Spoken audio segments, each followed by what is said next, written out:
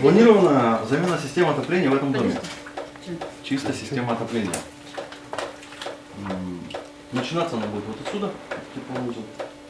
Вот и расходится по подвалу. На сегодняшний день проведен демонтаж трубопроводов, демонтаж изоляции, сверление отверстий в стенах, установка гильз. Ну и идут подготовительные работы, прокладки трубопровода. Ну а в чем проблема была вообще? Проблема? Ну, трубопровод отслужил свое, гнилой, ржавый.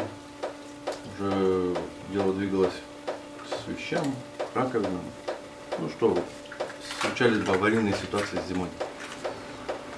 Все. То есть были, да, аварийные ситуации?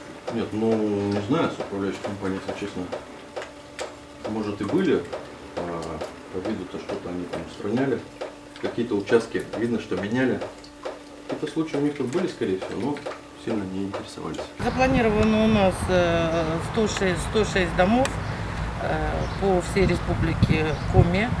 Значит, отремонтированы, заменены лифтовые оборудования, то бишь лифты в городе Инте по 3 МКД, в Ухте 17 лифтов отремонтировано. Отремонтировано в Нижнем Удоче молодежно 5 канализация.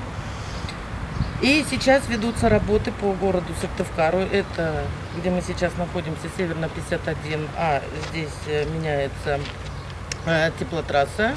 В Эжвинском районе 3 дома, Космонавтов 3, Комарова 15 и Славы 6. Там идет ремонт мягких условий.